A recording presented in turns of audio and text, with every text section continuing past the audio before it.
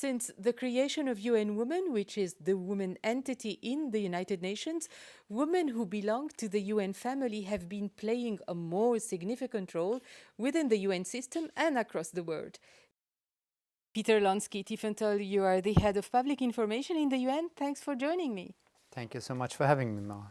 A few weeks ago, managers in the United Nations signed an agreement which included a system-wide action plan for gender equality and the empowerment of women.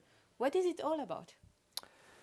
This so-called action plan is a formal commitment by the senior leadership of the United Nations to empower women and to work towards gender equality across the United Nations family. It should raise consciousness, awareness among colleagues across the system when it comes to hiring and when it comes to selecting candidates for vacant jobs. And it should help to completely change the mindset of the entire institution and create an openness towards creating the strongest possible team at the United Nations consisting of women and men. Concretely, how would you carry out the plan? What would guarantee its success? Roughly, how would it work? I think it's important to live by and lead by example, and DPI, the Department for Public Information, tries to do exactly that. We try to encourage managers and to make sure that not only the best candidates are being chosen for particular assignments, but that programs are being introduced that take into account the special kind of position that women may have when it comes to maternity leave, for example, or to special working arrangements, and to make that something very normal, very natural, and not the exception. Peter, I am quite aware you are a strong supporter of women, but as a UN manager, why is it meaningful to you to be part of such a plan? First of all, I get all of us have grown up in a particular environment, in a family, in a school, at a university, within a group of friends, and I think we've realized that you learn, you live, and hopefully eventually you lead by example, and that's exactly what I would like to do on this particular issue. What is the added value of women's contribution to public information in your opinion?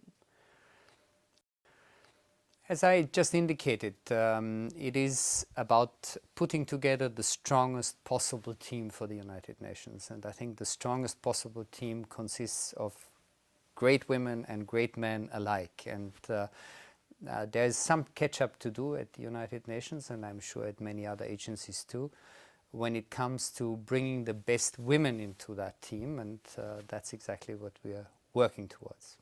Would you support the idea of a female UN secretary-general in the future? Very much so. I strongly believe that this would send a very, very strong message and be also of a very important symbolic character. So what would a woman bring to the job, in your opinion? I think it would be first and foremost a very strong message. It would mean a lot of encouragement to women around the world, that the first position in such a huge organization, worldwide institution as the United Nations, can also be held by a woman. And I'm sure that a strong woman in that position would put together a team that would lead the United Nations successfully into the future. On a more personal note, what do you bring yourself from your foreign service experience that could be applied to enhance the role of women in the UN system? I believe that the Austrian Foreign Ministry already some years ago has within Austria taken the lead when it comes to empowerment of women and gender-related issues. And in that sense, I hope I can bring some of the experiences I had acquired over the years in the Austrian Foreign Service to my new assignment here with the United Nations. Such as what, for example? Such as making women part of the team a very normal, a very natural part of recruiting. such as taking into account the special needs, requirements, but also abilities of women when it comes to hiring them for particular assignments. I think that is important. It's important that hiring managers are being made sensitive to this particular kind of approach, and it's important to lead by example when it comes to selecting candidates for important positions. Now, moving from the UN House to society at large, how would the UN play a key role in ensuring gender equality and women's empowerment? I think the United Nations have a moral authority on many issues around the world, be it on health, be it on education.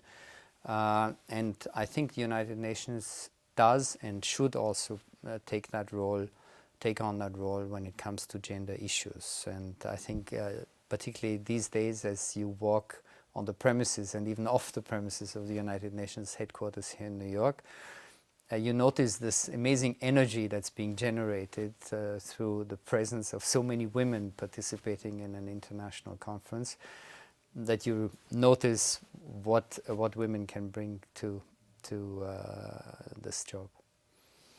Thanks very much indeed, Peter Launsky-Tieffenthal, for this interview. Thank you, Maha, for having me on the show.